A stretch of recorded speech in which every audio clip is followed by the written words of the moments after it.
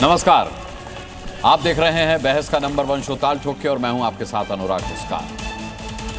देखिए, जी न्यूज ने एक मुहिम चलाई और उसे अंजाम तक पहुंचाया भी। सुप्रीम कोर्ट ने यूजीसी के नए नियम पर रोक लगा दी है। कोर्ट ने फिलहाल पुराने नियम की बहाली का आदेश दिया है।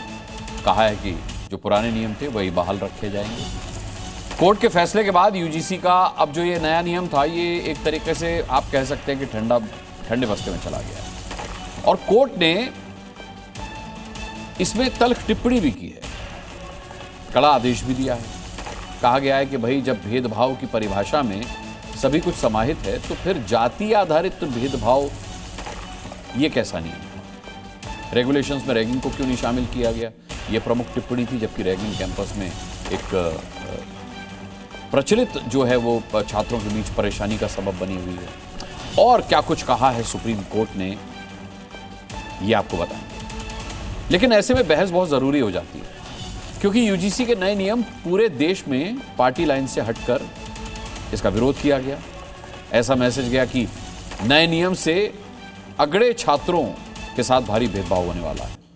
यूजीसी के नए नियम को खत्म करने तक आंदोलन जारी रखने की बात भी कही जा रही है। ऐसे में अब सवाल है कि सुप्रीम कोर्ट के फैसले के बाद क्या यूजीसी का नया नियम हमेशा के लिए खत्म हो गया? क्या यूजीसी का नया नियम कैंपस को जातियों में बांटकर रख देता? क्या यूजीसी का पूरा विवाद जातियों पर होने वाली राजनीति का नतीजा रहा? और भी कई सवाल, गंभीर सवाल टाल ठोक कर अपने मेहमानों के साथ सामने रखेंगे। हमारे साथ कई खास मेहमान जुड़ चुके हैं। मेहमानों का परिचय कराऊं, चर्चा शुरू करूं उससे पहले एक छोटी सी रिपोर्ट देखें।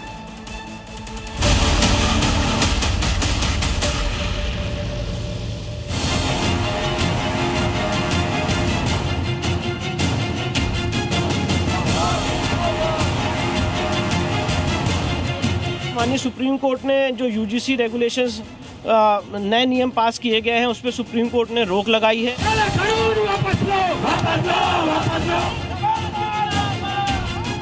सुप्रीम कोर्ट ने भारतीय जनता पार्टी सरकार के मुंह पर एक जन्नाटेदार तमाचा मारा है। तो जो लोग राजनीति कर रहे थे वो घटिया राजनीति कर रहे हैं।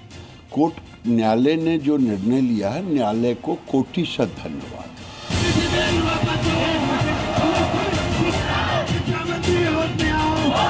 संविधान कहता है कि हम कहीं भेदभाव नहीं कर सकते। तो संविधान और जो हमारे तमाम कानून हैं उसके बाद भी भेदभाव होता, अन्याय होता है समय समय पर। कास्ट में इतना भी ना बांट दे कि जो एक मकसद है हमारे इंडिया के यूथ का, वो ही डिफरेंसेस आ जाए। स्टे लगाने से कानून वापस नहीं हुआ। जब तक कानून वापस नहीं होगा प्रोटेस्ट निरंतर चलता रहेगा। सुप्रीम कोर्ट का बहुत बहुत आभार, बहुत बहुत धन्यवाद जो उनका ये फैसला आया कि इस कानून पे स्टे लगा दिया।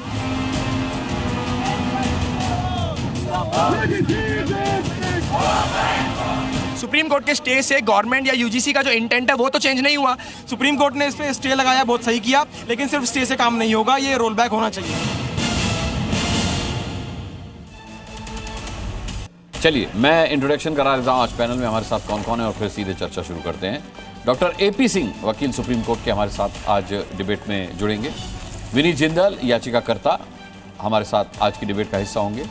सूरजपाल अमू, अध्यक्ष हैं करनी सेना के, यहाँ स्टूडियो में मेरे साथ मौजूद हैं। इसके अलावा अवधेश कुमार, वरिष्ठ पत्रकार, हमारे साथ आज की डिबेट का हिस्सा रहेंगे। अशोक भारती हैं, जो कि चेयरमैन हैं national confederation of Dalit and Adivasi organisation के, वो हमारे साथ आज की डिबेट में रहेंगे। गंगा साहेब मीणा हैं, प्रोफेसर हैं जेएनयू के, हमारे साथ स्टूडियो में मौजूद हैं। प्रोफेसर संतेश कुमार हैं, राजनीतिक विश्लेषक के तौर पर हमारे साथ रहेंगे आज की डिबेट में। अवधेश यादव हैं, अध्यक्ष हैं विश्व यादव परिषद के, यहाँ स्टूडियो में मेरे साथ मौजूद हैं। डीके दुबे हैं, वकील, जो कि हमारे साथ आज की डिबेट का हिस्सा रहेंगे, जुड़ चुके हैं। राजेश पासवान हमारे साथ प्रोफेसर हैं जेएनयू के, जो यहाँ मौजूद हैं, ये हमारे साथ आज की डिबेट का हिस्सा रहेंगे। तो चलिए, सबसे पहले इस डिबेट की शुरुआत किए लेता हूँ मैं मीना जी से, क्योंकि जिस दिन हमने ये नए नियम आए थे, गाइडलाइंस आई थी, उस दिन डिबेट की थी और सबसे पहले हमने मीना जी से ही इस पर रिएक्शन लिया था। गंगा साहेब मीना जी, आप उस दिन बड़ा डिफेंड कर रहे थे कि नहीं ज़रूरी है और आप समझे नहीं, ये नहीं। अब आप सुप्रीम कोर्ट को समझा सकते हैं, उसकी तल्ख टिप्पणियां भी आपने देखी होंगी, उसकी आपत्तियां भी आपने देखी होंगी, सुप्रीम कोर्ट ने अफसोस भी जाहिर किया है, आप उसे कैसे समझाएंगे? थोड़ा सा विरोधाभासपूर्ण स्थिति पैदा हो गई है। जिस सुप्रीम कोर्ट ने, हम उनका पूरा सम्मान करते हैं, जिन्होंने इन नियमों के लिए रास्ता दिखाया, ये नियम बने, अब वही सुप्रीम कोर्ट अगर इस तरह की टिप्पणी करेगा तो लोगों का न्याय से भरोसा कमजोर होगा। क्या बात और कर मैं रहे हैं समझता हूँ, सीजेआई की टिप्पणी बताओ आपको क्या है? मैं आपको एक बात कहना चाहता हूँ। अगर इस बीच में जब ये नियम आए 13 तारीख को, चर्चाएं 4-5 दिन पहले ही मुख्य तौर पर शुरू हुई, लेकिन 13 तारीख के नियम से लेकर अब तक सारी टीवी रिपोर्ट्स को हम देखें तो जैसे अभी भी आपने दिखाया, ऐसा लगता है कि पूरा देश इसके खिलाफ में खड़ा हो गया है, जबकि वास्तव में सच्चाई ये नहीं है। जो एक पक्षीय चीज दिखा करके एक जनमत निर्मित करने की कोशिश सुप्रीम कोर्ट ने भी एक पक्षीय चीज देख करके फैसला सुना दिया। नहीं, जो ये जिस तरह से संज्ञान लिया है सुप्रीम कोर्ट ने और जो उसको प्रभावित करने की कोशिश संज्ञान नहीं लिया मीना जी, टिप्पणियां भी की हैं, अफसोस भी जाहिर किया। टिप्पणियां मैंने देखी है सर, टिप्पणियां देखी है मैंने, लेकिन ये निराशाजनक है और इससे जो भी वंचित समुदाय हैं वो सब निराशा महसूस कर रहे हैं और मेरे ख्याल से वो एकजुट होंगे और इस नियम को लागू कराने के लिए पूरी कोशिश करेंगे। अरे वाह साहब, निराशा में कोई उल्टा सीधा कदम मत उठाना भैया। अमू जी आप ही बोल लीजिए। चलिए देखिएगा, सुप्रीम कोर्ट ने स्टे दिया, सुप्रीम कोर्ट की टिप्पणी जिस प्रकार की है उस पर भी मीना साहब को आपत्ति है। जो सर्वोच्च न्यायालय कमजोर पड़ जाएगा, जो सर्वोच्च न्यायालय है वो बहुत, उसने तो कहा था पहले कि इसको ठीक करो। अब इन्होंने ठीक करने की बजाय यूजीसी ने उसको गलत तरीके से कर दिया। अगर सुप्रीम कोर्ट ने अभी स्टे तो दिया है, हम लोग स्टे से संतुष्ट नहीं है। अगर कोई ये सोचे स्टे मिलकर हम खुश हो जाए ना, अभी तो 19 मार्च की तारीख लगी है। एडवोकेट एपी सिंह और दुबे साहब और हम लोग सब लोग अधिवक्ता हैं, हमको मालूम है स्टे मिलना हमारे लिए कोई जीत नहीं है। हम कहते हैं जातीय व्यवस्था खत्म कर दो, आरक्षण की व्यवस्था भी खत्म कर दो, आर्थिक आधार पर आरक्षण का विषय ले लो। हम नहीं चाहते, सूरजपाल सिंह मुझे नहीं पता मेरी क्या जाती है। अरे आर्थिक आधार पर पिछड़ों को आरक्षण की करो ना, हिम्मत करो। हम लोगों ने सर्वोच्च न्यायालय के इस निर्णय का स्वागत करते हैं, परंतु एक बात अवश्य कहेंगे, भारत सरकार को और यूजीसी को नोटिस किया है। भारत सरकार के लोग सुन रहे होंगे और समझ भी रहे होंगे, सुप्रीम कोर्ट की टिप्पणियों को भी समझ रहे होंगे।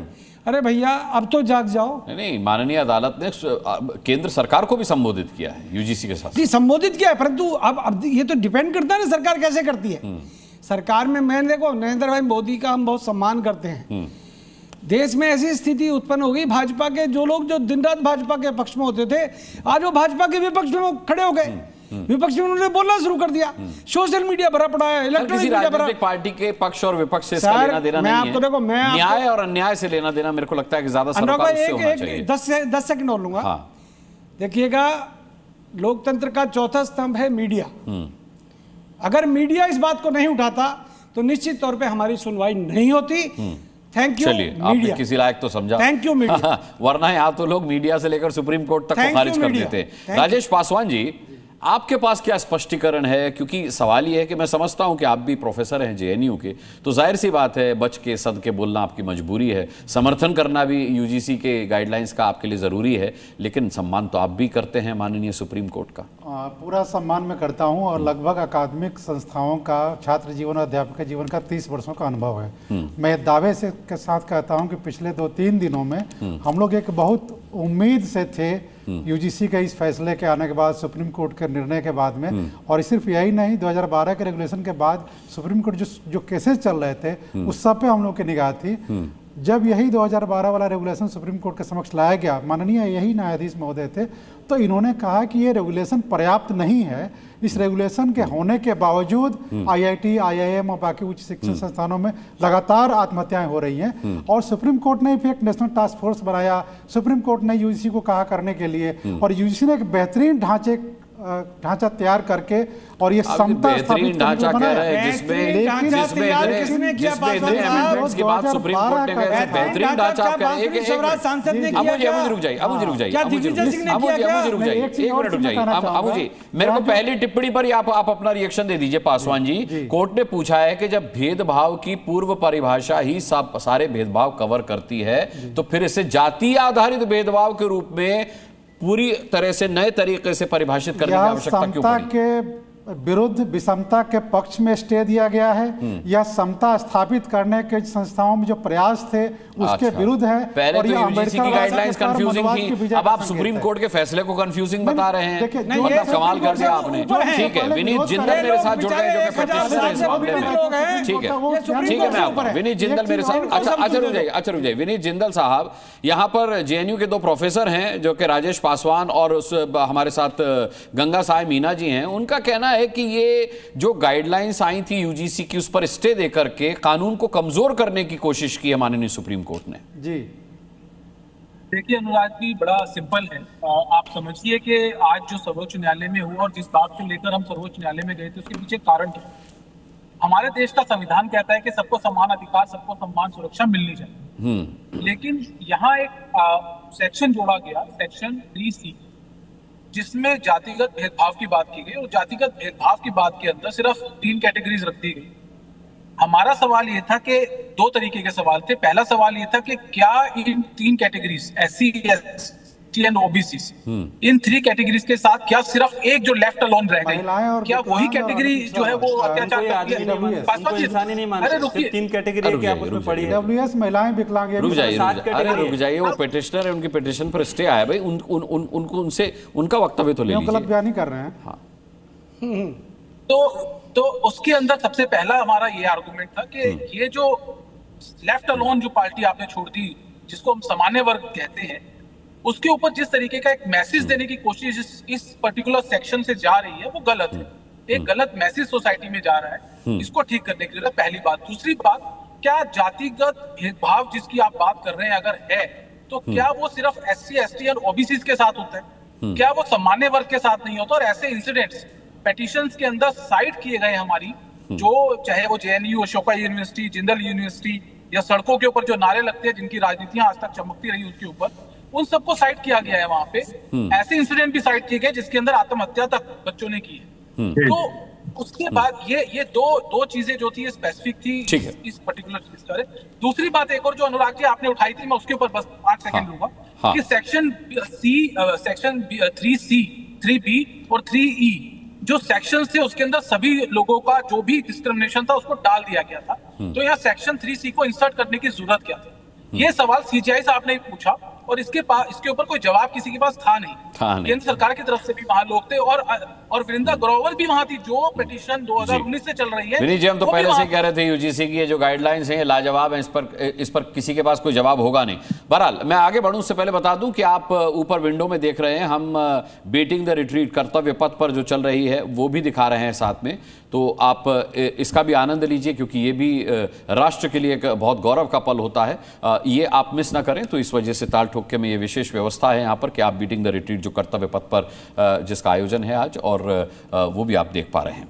अशोक भारती चेयरमैन हैं national confederation of Dalit and Adivasi organisations के, उनका मैं रुख करूंगा। अशोक भारती जी, यहां अभी इस मंच से ये कहा गया कि अब जो SC, ST और OBCs हैं जो जिनके हक में ये गाइडलाइंस थी, अब वो सड़कों पर आ सकते हैं, अब वो इस स्टे के खिलाफ आवाज उठा सकते हैं। तो क्या मतलब ये चेतावनी या धमकी के तौर पर देखा जाए कि भाई अब एक और आंदोलन होगा इस स्टे के खिलाफ? बातें कहना चाहता हूं कि पहली बात तो मैं ये बात रेखांकित करना चाहता हूं कि सदियों से अनुसूचित जाति, जनजाति, पिछड़ी जातियों के ऊपर जो जातिगत भेदभाव होता है, उस बात को पहली बार भारत के सवर्ण समाज ने महसूस किया और इसलिए वो सड़कों पे उतरा।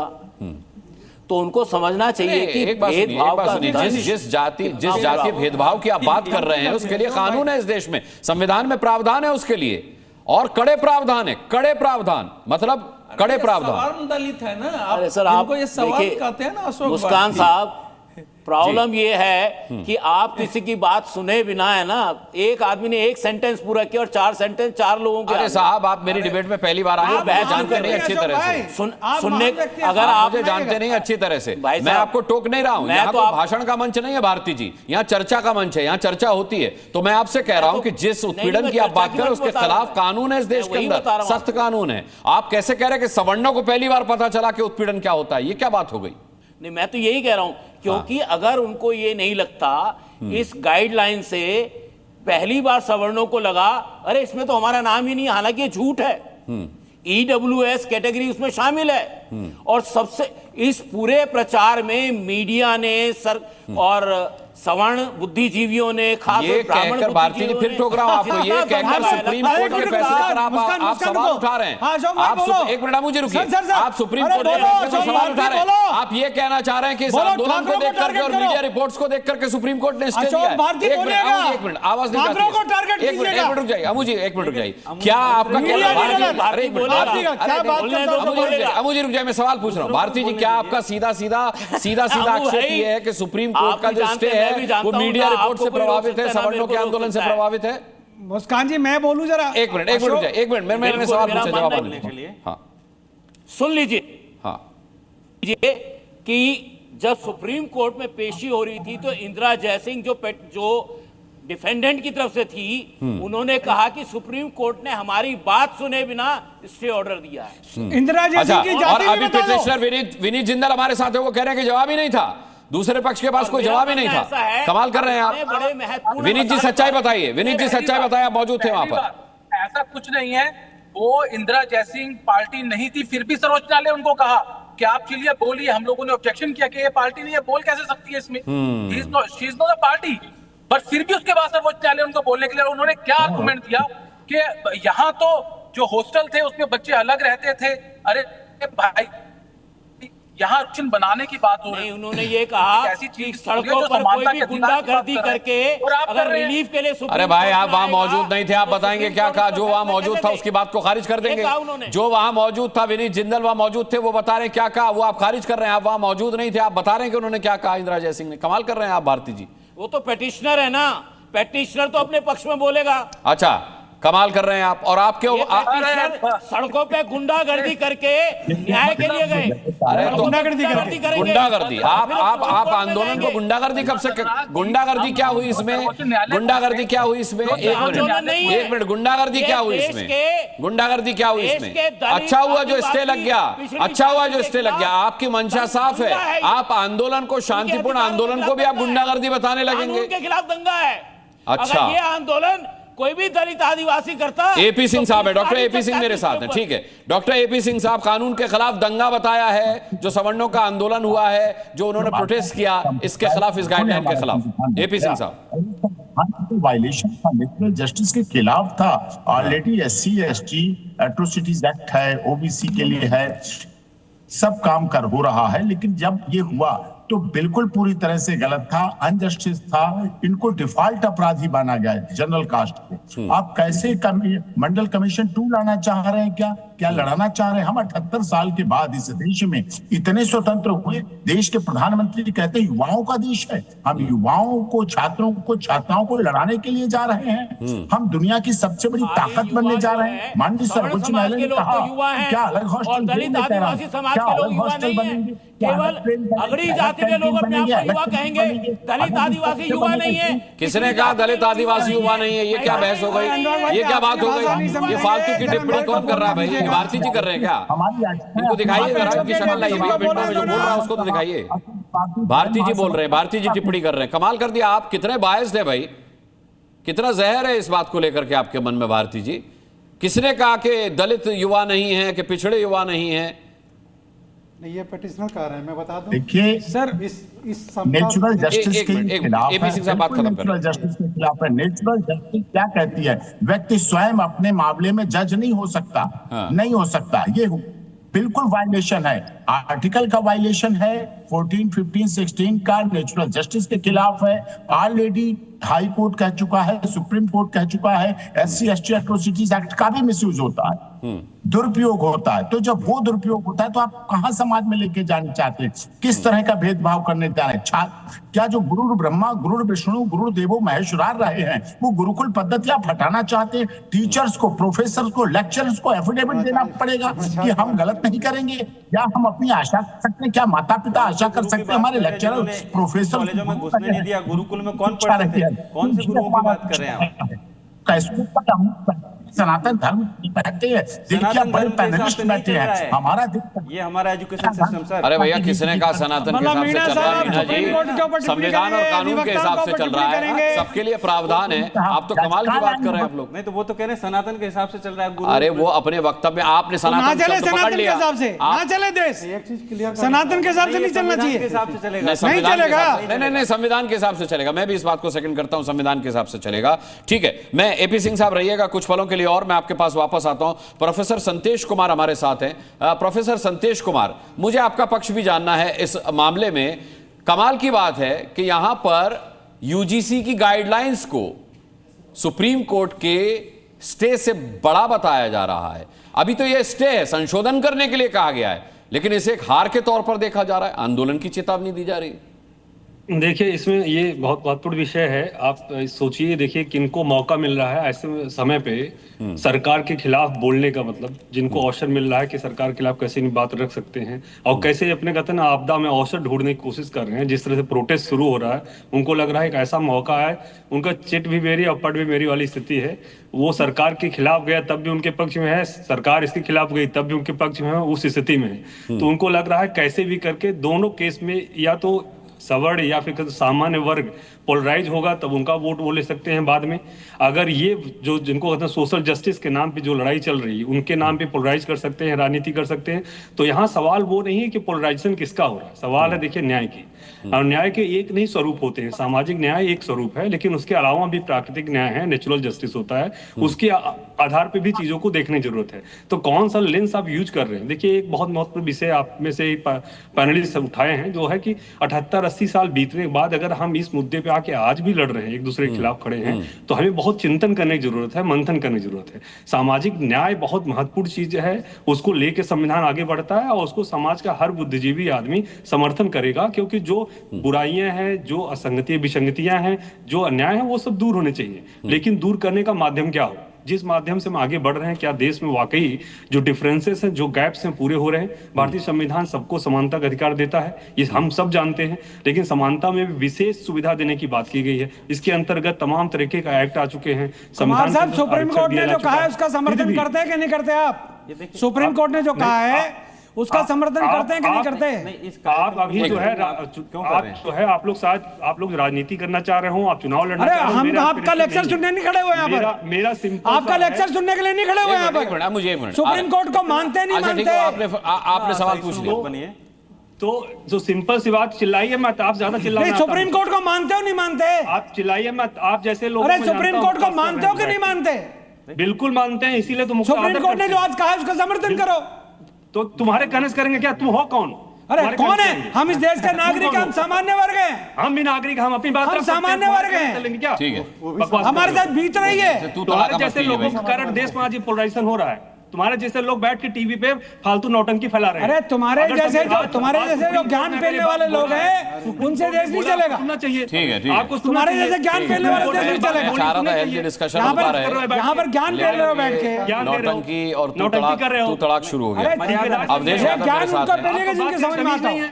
अनुराग जी, आपको पता नहीं एक शिक्षक से कैसे बात करना चाहिए? अरे क्या अच्छा, हमारे बच्चों के ऊपर मुकदमे दर्ज होंगे, हमारे बच्चों का शोषण होगा, हमारे बच्चों के ऊपर, अरे उनके लिए बोलेगा जो बीत रही है उनके ऊपर। पैदा हो रहा है संस्थाओं में, न्यायालय के ठीक है, मैं लौटूंगा संतेश जी आपके पास भी लौटूंगा, संतेश जी आपके पास भी लौटूंगा। संतेश जी ने नहीं, अवधेश यादव जी, छोटा सा सवाल अमू जी ने पूछा था जो मैं पूछने वाला था कि भाई ठीक है आपने अपनी बात कह ली, अब आप ये बताइए कि सुप्रीम कोर्ट के स्टे का स्वागत करते हैं या नहीं करते हैं? यही सवाल मेरा आपसे है कि क्या सुप्रीम कोर्ट, देखिए स्टे का मतलब जीत नहीं है, किसी भी पक्ष की जीत नहीं है, संशोधन करने के लिए कहा गया है, टिप्पणी की गई है, केंद्र को संबोधित किया है, यूजीसी को संबोधित किया है, अभी किसी की जीत नहीं, अभी सिर्फ स्टे है। मैं कह रहा हूं इस स्टे का सम्मान करते हैं आपके नहीं करते हैं? न्यायालय के निर्देश पर यूजीसी बिल आया और SC ST OBC के लोगों को यह उम्मीद थी कि जो वर्षों से शोषण हो रहा है उस शोषण पर लगाम लगेगी। मतलब पहले के कानून का भरोसा नहीं था, लेकिन आप कह रहे आज, पहले जो आज, इस प्रावधान के संविधान में कानून में वो खारिज कर रहे हैं, उससे आपको न्याय नहीं मिल रहा था। अब यूजीसी की नई गाइडलाइंस कानून बनती तभी आपको न्याय मिलता है, ये कहना है तो ना। राहुल वेमुला के साथ इतना बड़ा न्याय नहीं। अरे भैया फिर दोनों तरफ के उदाहरण मिलेंगे आपको, सवर्णों के भी उदाहरण मिल जाएंगे, उत्पीड़न के। कहाँ आप रोहित वेमुला, पूरी सहानुभूति है मुझे पूरी सहानुभूति है, लेकिन मैं कह रहा हूँ कि अन्याय दोनों पक्षों के साथ होता है। सबसे पहले वही चिल्लाते हैं जो उस कानून के दायरे में आने वाले होते हैं। उनको दर्द होता है कि अभी तक जो मैं शोषण कर रहा था, जो मेरा राइट था, मेरा अधिकार था, वो कहीं ने मेरे से छीन न जाए। अरे मुझे एक मिनट बीच में। और अगर उनको डर नहीं है तो कानून आने दो, आपको शोषण करना नहीं है तो डर किस बात का है? मतलब सुप्रीम कोर्ट ने जो ये पूछा उसका जवाब आप ही दे दीजिए कि जब भेदभाव की जो परिभाषा है उसमें सब कुछ समाहित है, सभी वर्ग कवर हैं, तो फिर जातीय आधारित भेदभाव की ऊपर आपको कानून बनाने की जरूरत क्यों पड़ रही है? आप जवाब दे दीजिए इस बात का। कवर तो पहले से मुझे एक मिनट, कवर तो अगर पहले से थे तो राहुल वेमुला के साथ। अरे भैया एक राहुल वेमुला चले गिनाइए और नाम गिनाइए, फिर मैं भी 10 नाम आपको सवर्णों के गिनाऊं। आप क्या बात कर रहे हो? क्या यादव जी आप क्या बात कर रहे हैं? मतलब ये इस देश के कानून अन्याय के खिलाफ हैं, किसी जाति को समर्थन या किसी जाति के साथ भेदभाव करने के लिए नहीं है, सभी के लिए बराबर है। अगर ऐसा नहीं होता तो एक स्कूल का टीचर एक बच्चे को ये नहीं कहता कि तुम पढ़ने के लिए क्यों आते हो, तुमको तो वहीं से आना चाहिए। हाँ। कहाँ ढूंढ के ला रहे हैं। अगर मुझे पता होता तो मैं कम से कम 10,000 उदाहरण ऐसे लेके बैठता जिसमें सवर्णों के खिलाफ अन्याय हुआ है स्कूलों में और कॉलेज स्तर पर, यूनिवर्सिटी स्तर पर। आज एपी सिंह की बात सुनिए, एक मिनट। कोर्ट के ऑर्डर है, एक्ट का, एट्रोसिटीज एक्ट का मिसयूज हुआ है। कितने आदेश हैं सुप्रीम कोर्ट के, लैंडमार्क जजमेंट है, इस बात को बताते हैं कि मिसयूज हुआ है लगातार। लेकिन उनको अलग रखिए, छात्र छात्रा को मत उसमें डालिए। सबका साथ सबका विश्वास, सबके साथ न्याय के नारे को चलने दीजिए। सर्वजन हिताय सर्वजन सुखाय की ढपली को मत रखिए। देश में छात्रों को इसमें मत भेजिए। छात्र प्रोफेसर ये अलग तरह चुनाव होंगे, हार होगी जीत होगी, सत्ता बनेगी बिगड़ेगी, सब कुछ होगा, लेकिन छात्रों को इसमें, छात्राओं को डाल के ब्रेन ड्रेन होगा। इससे कहां बैठे हैं? मेरे पास कितने लोगों ने फोन किए, अब हमारे बच्चे बाहर पढ़ेंगे, यहाँ के भारत में नहीं पढ़ेंगे, राष्ट्रवाद राष्ट्रभक्ति खत्म हो जाएगी, लोग विदेशों में पढ़ेंगे और जो बच्चा विदेश में पढ़ेगा इकोनॉमी ड्रेन होगी हमारी। अच्छा, और ब्रेन ड्रेन होगा। जो कानून नहीं था, सारे लोग विदेश क्यों चले जा रहे थे फिर? अभी तक तो कानून नहीं था, लागू हुए 10-15 दिन, एक महीना हुआ है। मीना साहब किसी को तो मीना साहब, या आपने राहुल गांधी से पूछा कभी कि विदेश पढ़ के क्यों आए, या आपने अखिलेश यादव से पूछा कभी कि विदेश पढ़ के क्यों आए? कमाल की बात कर, एक अननेसेसरी, एक आधारविहीन बहस को आप जन्म दे रहे हैं। कमाल कर रहे हैं, क्यों जा रहे विदेश? जब ये कानून नहीं था तो विदेश पढ़ने क्यों जाते थे? सब कोई सेंस है, ठीक है। बच्चे बाहर नहीं पढ़ते हैं। मैं एक मिनट, अभी गेस्ट है सर, बचे अभी यादव जी की बात ही पूरी नहीं हुई।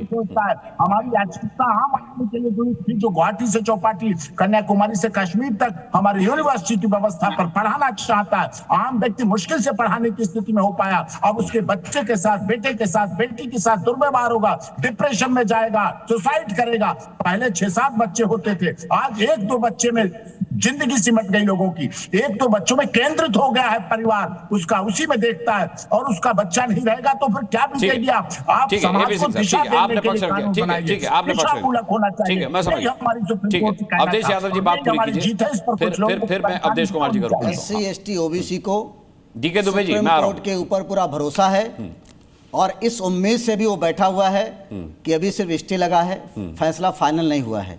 अभी 19 तारीख का इंतजार होगा और हम लोग इंतजार करेंगे कि अगर न्यायालय ने इस शोषण के खिलाफ निर्देश दिया था सरकार को UGC लाने के लिए, तो न्यायालय ने अगर कोई स्टे दिया है तो कुछ कमियां होंगी, उसको दूर जरूर करेगा और हम SC ST OBC के साथ वो न्याय जरूर करेगा। ये हमें कोर्ट के ऊपर उम्मीद है। अच्छा, आपको अभी मेरे एक सवाल का जवाब दीजिए कि ये क्या इसी गाइडलाइंस के कानून बन जाने के बाद SC ST और OBC के साथ न्याय होगा? इससे पहले नहीं हो रहा था? मतलब ये आप साफ तौर पर कह दीजिए कि इस देश में अन्याय हो रहा था SC ST और OBC के साथ अब तक। अभी जो विरोध हो रहा है, हाँ, ये उसका जीता जागता उदाहरण है। विरोध अपने लिए, अपने खिलाफ होने वाले अन्याय को लेकर हो रहा है, SC ST और OBC के खिलाफ अन्याय को लेकर नहीं हो रहा। जितने भी कानून आते हैं, हाँ, वो अपराध के लिए आते हैं। हाँ, और हर कानून का यूज और मिसयूज दोनों होता है, ये भी आप मानते हैं? अपराध अगर अभी एपी सिंह साहब ने आपको समझा दिया, अपराध करोगे तो अपराधी बनोगे, उस कानून के दायरे में आओगे। और अगर अपराध करोगे नहीं तो चिंता करने की क्या जरूरत है आपको? और अपराध साबित कैसे करेंगे कि हमने नहीं किया है इस नई गाइडलाइंस के मुताबिक? सबसे बड़ी आपत्ति तो यही है कि यादव जी आपने मेरे पे आरोप लगा दिया, अब मैं साबित करता फिरूं और मैं अपनी डिग्री के लिए, अपनी मार्कशीट के लिए भटकता फिरूं, वो मुझे नहीं मिलेगी, मैं जाने कहां का लोकपाल और अदालतों में घूमता फिरूंगा। मतलब कैसे साबित करूंगा? मैं ये कह रहा हूं मैंने अपराध नहीं किया, ये साबित कैसे करूंगा? मुझ पर कार्रवाई तो आपके आरोप लगाते ही हो गई। ये आपको ठीक लग रहा है? नहीं बोल पाएंगे, नहीं बोल पाएंगे, मैं जानता हूं, ठीक है, क्योंकि डीके दुबे जी ने, एक मिनट मैं मुझे आ रहा हूं, सबको ले लूं एक बार, फिर मैं सेकंड राउंड कर लूंगा। डीके दुबे जी ने उस दिन बड़ी अच्छी बात कही थी जब ये गाइडलाइंस आई थी। उन्होंने कहा था कि ड्राफ्ट बहुत अच्छा है, लेकिन ड्राफ्ट बनाने वाला फुल स्टॉप और कॉमा लगाना भूल गया है, इसीलिए लोग इसे अपने अपने तरीके से ले रहे हैं। क्या अब जिस सुधार की उम्मीद जाहिर की है DK Dubey ji supreme court ने, माननीय अदालत ने, क्या वो कॉमा और फुल स्टॉप लगाने से ठीक हो जाएंगे? सही जगह पर अगर कॉमा फुल स्टॉप लगा दिया जाए? मैं आपको बताऊं कि सुप्रीम कोर्ट की जो टिप्पणी है उसको अभी हमने समझा नहीं।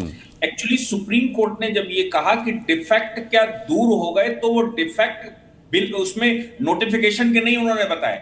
उन्होंने ये कहा क्योंकि पिटीशन जब फाइल होती है तो सबसे पहले सेक्शन जाती है, सेक्शन के बाद रजिस्ट्रार के पास जाती है, तब कोर्ट में लगती है। तो डिफेक्ट रिमूव करने में टाइम लगता है, क्योंकि सेक्शन पहले डिफेक्ट देखता है, फिर उसमें डिफेक्ट जो टेक्निकल लीगल डिफेक्ट होते हैं उनको फिर रजिस्ट्रार की अदालत में दूर होता है, तब कहीं कोर्ट में लगता है। तो एकदम आपने पिटीशन फाइल करी और सुप्रीम कोर्ट में जाकर मेंशनिंग की, मेंशनिंग करते समय आपने कहा साहब अर्जेंसी है, देश में आंदोलन चल रहा है, तो उन्होंने कहा क्या डिफेक्ट रिमूव हो गए इसके? डिफेक्ट रिमूव होने का मतलब नीचे जो सेक्शंस में और उसमें रजिस्ट्रार के पास होते हैं वो रिमूव अगर हो गए होंगे तो हम इसकी हियरिंग तत्काल कर लेंगे, नहीं रिमूव हुए होंगे तो फिर अभी वो रिमूव करने होंगे। इसलिए वो जो डिफेक्ट रिमूव करने की बात कही है वो तो ये थी। दूसरी बात इसमें जो सुप्रीम कोर्ट ने कहा वो ये कहा कि भाई ड्राफ्ट को पढ़ने से ये लग रहा है कि इसमें बहुत सारी खामियां हैं और प्रेमा फेसाई ये गलत तरीके से लिखा गया है, ऐसा दिख रहा है। इसलिए अब दोनों पक्षों की बात सुनने के लिए हम केंद्र सरकार और बाकियों को, यूजीसी को नोटिस करते हैं कि भाई बताओ तुमने किस आधार पर लिखा, और तब सुप्रीम कोर्ट उनसे पूछेगा कि भाई ये जो तुमने ड्राफ्ट किया है इस ड्राफ्ट की लीगल ड्राफ्टिंग कहां है, और ये इतनी खामियां। आज अभी सुप्रीम कोर्ट ने कुछ नहीं कहा, अभी तो तब कहेगा कि इसमें इतनी सारी ड्राफ्टिंग में आपने खामियां जो छोड़ी हैं, ये खामियां किस लिए छोड़ी हैं।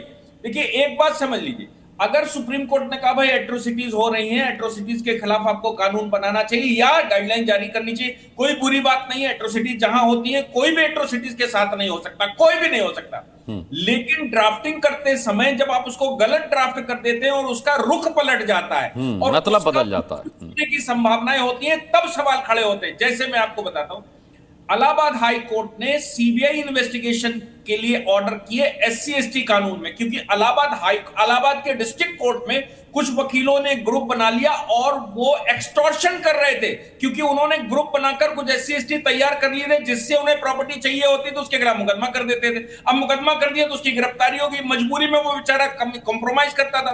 तो कई केस जब हाई कोर्ट में आ गए तो हाई कोर्ट ने कहा भाई यही लोग क्यों बार बार आ रहे हैं, इनके खिलाफ ही क्यों हो रहा है। तो मालूम पड़ा कि हाई कोर्ट को ये एहसास हुआ कि ये गैंग बना हुआ है जो ये कानून में जो रास्ता है इस रास्ते का इस्तेमाल कर रहा है। तब उन्होंने सीबीआई इन्वेस्टिगेशन के लिए ऑर्डर किया, अभी उसकी सीबीआई इन्वेस्टिगेशन चल रही है। तो ये क्या है कि जब आप रास्ता छोड़ेंगे तो उसका यूज और मिसयूज भी होगा। जब आप हथियार देंगे तो हथियार चलाएगा व्यक्ति, इसलिए वो हथियार मत दीजिए, सही को सही करिए, सही के पीछे गलत मत करिए, ये इंटेंशन है और कुछ नहीं।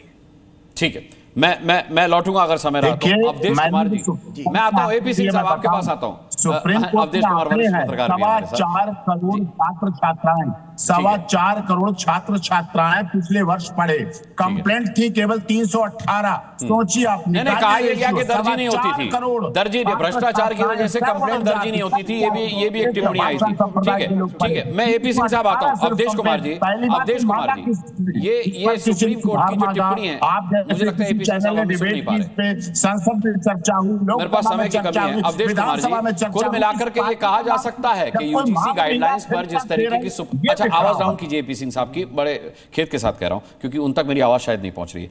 अवधेश कुमार जी, क्या कहा जा सकता है कि सुप्रीम कोर्ट ने स्टे लगाते हुए जो टिप्पणी की है उसका मतलब यह है कि इस गाइडलाइंस में लिखा जाना था कि स्कूल को बंद रखा जाएगा, लेकिन लिख दिया गया है कि स्कूल को बंद रखा जाएगा? देखिए, सुप्रीम कोर्ट की कुछ टिप्पणियां तो बिल्कुल स्पष्ट है। डीके दुबे जी ने उसका कानूनी विश्लेषण कर दिया है और बिल्कुल स्पष्ट है, और उन्होंने कहा है कि इस कानून की तो पूरी रीमॉडलिंग की जरूरत है। अगर कोई विशेषज्ञ आएगा तो इसको रीमॉडलिंग करनी पड़ेगी। लेकिन मेरा प्रश्न यह है कि अगर सुप्रीम कोर्ट इस पर टिप्पणी नहीं करता तो क्या यह कानून भारत के संविधान की समानता के कसौटी पर खरा उतरता था? अगर सुप्रीम कोर्ट नहीं भी करता देखिए, भेदभाव समाज में है, इसको तो अस्वीकार कर नहीं सकते हैं। दलितों के साथ और जो जनजातियां हमारे साथ है, भाई एक जानवर को हम छूते हैं तो हम अछूत नहीं होते हैं, लेकिन उनका शरीर हमारे साथ छू गया तो अछूत हो जाएंगे, और पानी हमारा नहीं पी सकते थे, ये समय था। लेकिन कानून भेदभाव वाली नहीं होनी चाहिए।